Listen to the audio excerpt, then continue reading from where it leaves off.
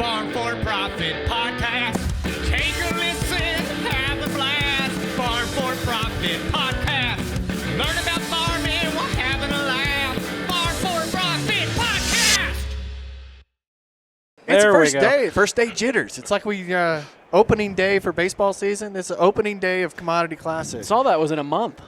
Sitting here in Denver, this is the Commodity Classic. Commodity Classic. 2025. Jeez, you are struggling. We just started, Tanner. Let's go. I need a cocktail. Do Do they do those here? I saw a bunch of people.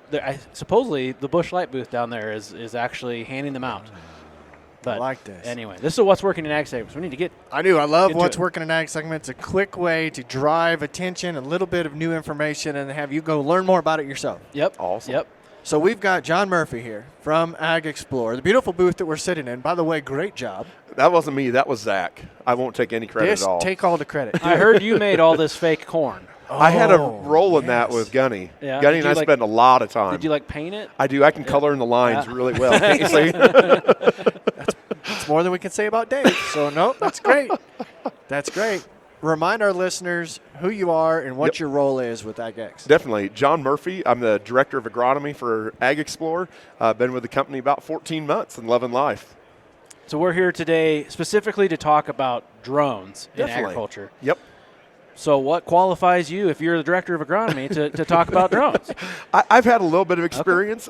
Started using imagery-based reflectance indices when I was at Kansas State. That was a Finishing up mouthful. my PhD. Reflectant We'll just call them indices. Indices. Yeah. We'll call them pictures. Okay. And you were like doing that at I was doing that when I was out at Kansas State. I Okay. finished up my PhD out there. Okay. And so You're we were Dr. doing, Murphy? it's piled higher and deeper or post hole digger, whichever way you want to look at it. We're way out of our league. I forgot we were talking to a doctor. I feel like I should have put a better jacket on.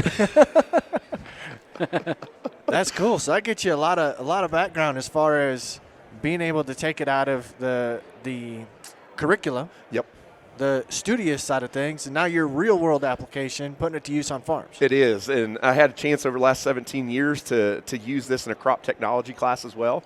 So I've been utilizing drones since we were using the Phantom drones, which were the white ones Yeah. Oh, yeah. that Yeah. flew for like 11 minutes. Yeah. All I had the way one of up. They were fun, right? Yeah. But these Mavics will fly for 43 minutes on a battery charge and take 250,000 pictures a day. Is that a Mavic? 250,000 3M. pictures. That's a 3M. See, Yep. I messed up. I got a Mavic 3. Yep.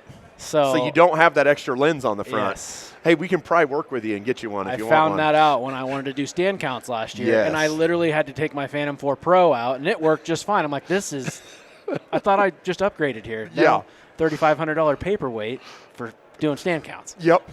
Paperweight, really? Well, I mean, I can still take cool Really? pictures. You It's can. fun. It's fun. But that's a lot of money if you can't do what you wanted to do with it. So if you look at what you've learned and put into work over the last couple of years, what's the most common use of drones in ag right now? Yeah, so I'm going to spin that just a little bit. I think a lot of times we make errors when we use our drones. Okay. So if that's all right, I'm going to start Yeah. there. Yep. Because we want to do a stand count, right, that you guys are just talking about, and we want to cover as many acres as we can. So we throw the drone 300 foot in the air, we fly at 18 miles an hour, and we don't really have anything that we collected. And so that's really what I have found in my own career is really more of how many errors have I made so that I can start to figure out what we do right now. Hey, that's not a bad way to approach that, thinking about how we could do it better, Yep, more accurately. definitely. So as you are working with AgX customers and, Yep. and providing advice there, how would you approach a new listener of ours that comes to you? Definitely. So first of all, just take your time. That's the biggest thing. I've trained lots and lots of students and got them their Part 107, which is your commercial drone operator's license. And then we get out in the field and we just want to go, right? These things will fly 30 miles Sure. an hour and we want to cover 150 acres an hour because that's how we're getting paid. But a lot of times I think that we miss out because we just don't slow down for a second. And when I think about slowing down, let's start with stand counts, right? We're standing out there in the field, and you're at VE, maybe V1, V2, Yep. and we're like, hey, let's do a stand count, and we throw our drone up in there at 400 feet, and we expect to be able to count a plant that's this big.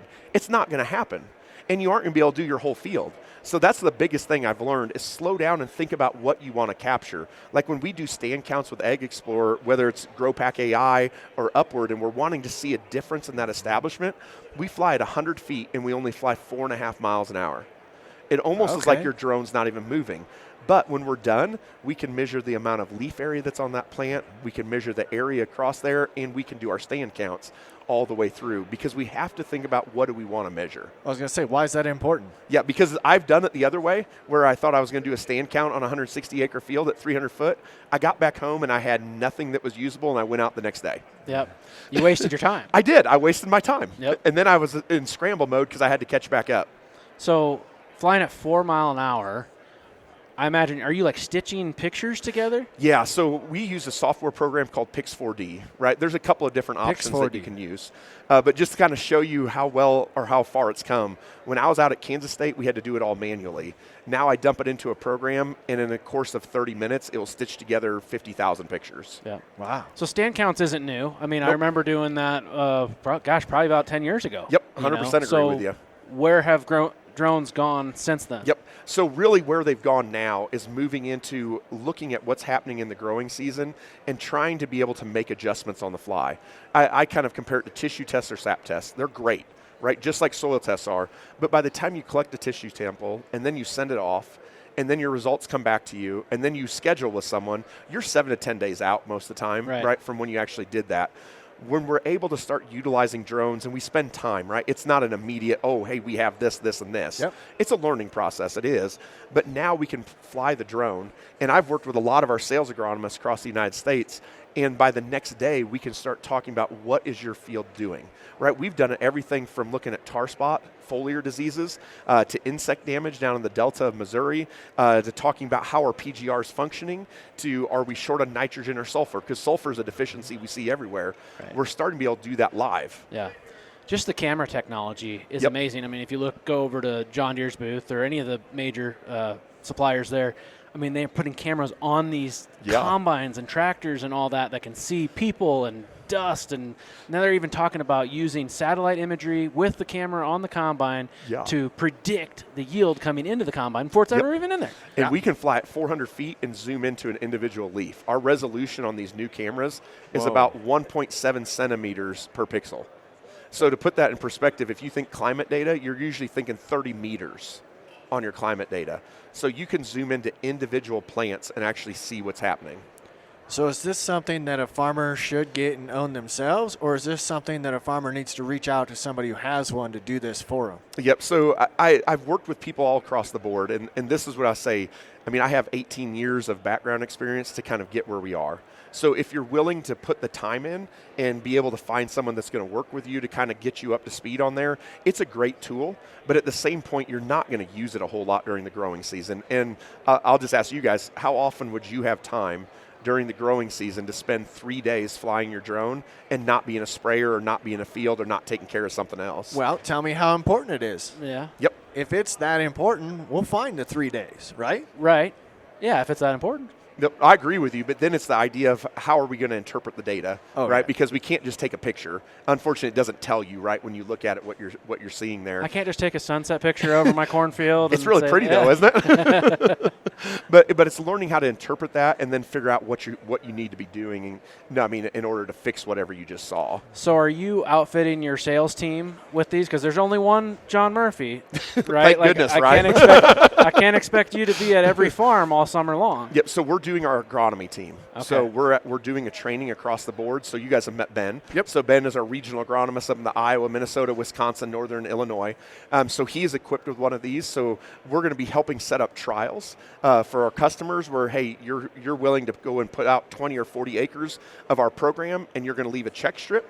And we don't want to wait for the yield monitor because oftentimes we plant it, we put it on, we forget about it. Then we get busy, we forget to look at the yield monitor data until the next year comes around. We want to be able to tell that story throughout the whole growing season. We want to show, hey, if you put some foliar sulfur on, did you actually get a response? Well, we can come back 5 days later and show you visually that you got a response. And I like to tell people, drones don't lie. And is that through like a special lens? It is. So we can use red, green, and blue, right? That's what we see with our eyes.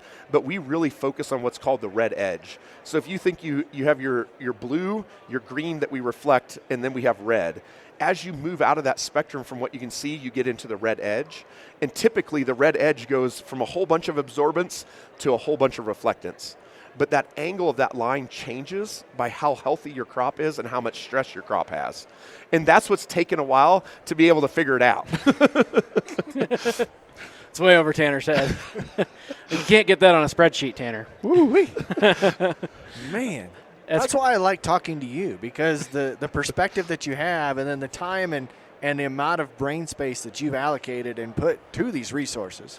And AgXplore made a big investment. No, I mean, so we're learning how to find PGRs in the field, which I love to read, but there's not papers available on how do you find GABA when you applied it. We spent 3 months this summer flying hundreds of thousands of acres, and toward the end of the summer, all of a sudden we found it. And now we find 95% of our GABA applications. So blind. So we'll go to a field and someone will tell us, hey, we applied a check strip with GABA or without.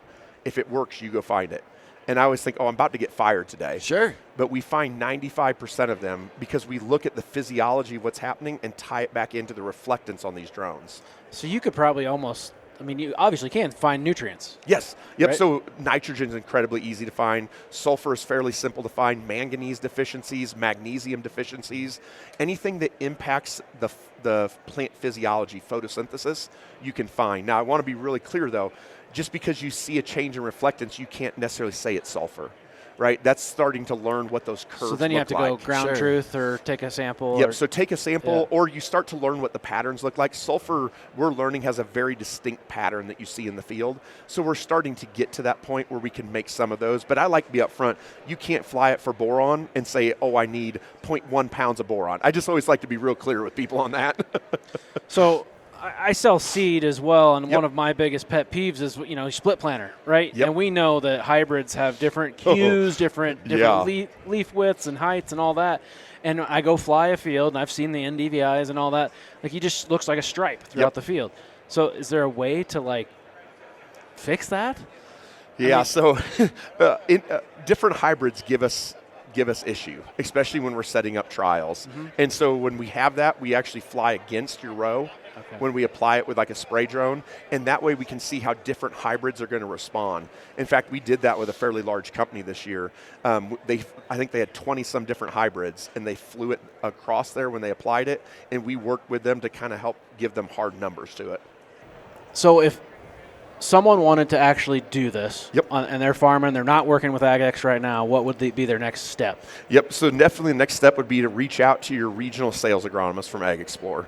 And then they would work with either myself or Ben, Gunny, our agronomy team, and we would set up a time to come out and visit with them about what they're looking at doing and how we can use agronomics to help push their economics. Do you have a program, or is this a cost per acre or per time? How's that work? Yep, so we don't charge for it. Okay. If you're willing to come on and say, hey, we're willing to utilize 40 acres on your farm, we're willing to say it's important enough to us that you use a full program specific to your area, that we will come out 2 or 3 times throughout the growing season. We'll walk the fields with you. We'll throw the drone in the air, and we'll give you a full crop report. So Ben and I type up 4 or 5 page crop reports based off of what we're seeing and patterns that we see in terms so that you guys get real value back out of that before you get your yield monitor data.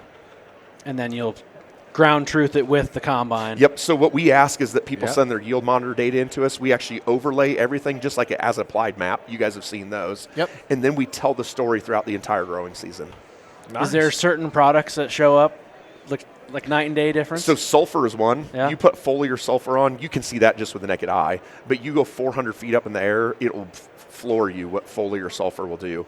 But anything that has GABA, so Architect, Onward Max, right? Gamma aminobutyric acid, because what GABA does is it grows a wider leaf and a longer leaf. And so by utilizing that red edge, which is that funny area right through here, as the red edge hits all those different layers, it scatters at different rates. And we're able to capture that, and we can actually go to the row where it's applied. You can go right to it. In fact, we had a guy in Illinois that instead of doing side-by-sides, wrote an I in his field with Onward Max. You couldn't see it with the naked eye, but when you used our indices, you could see the eye written in the field. So are you getting confident in if you see this big of a change from this sulfur response or whatever it's going to be X amount more at fall? Yep, so we're working on that right now. And there's a lot of real great data that's come out of Purdue. And I mean, Sean Castile's given us some great data. But we actually have regional trials set up everywhere from Montana all the way over to the East Coast down to Florida, looking at different rates of sulfur application and being able to tie that into a final yield. Okay. Cool. I think I need to be talking to Ben. I mean, I'm right in his backyard. I don't know why we don't have one of these trials. Yeah, I don't know why he's not doing that with you. So if somebody does want to talk to Ben or to you guys, how best they look you up? Yep, so you're welcome to get on the AgXplore page. I give you my cell phone number if you want my cell phone number. Just don't call me at night. I do like my sleep. But probably the best thing is reach out to your regional sales agronomist with AgXplore. Yeah. I love it. Well, I knew this was quick and dirty. This is awesome. We got to have a lot of fun with you here at Commodity. The first day, I got to get my bearings about me, know where I'm at, what I'm doing. But I'm glad we get to share this with our audience. Definitely. I appreciate it, guys. Yeah. Thanks, John.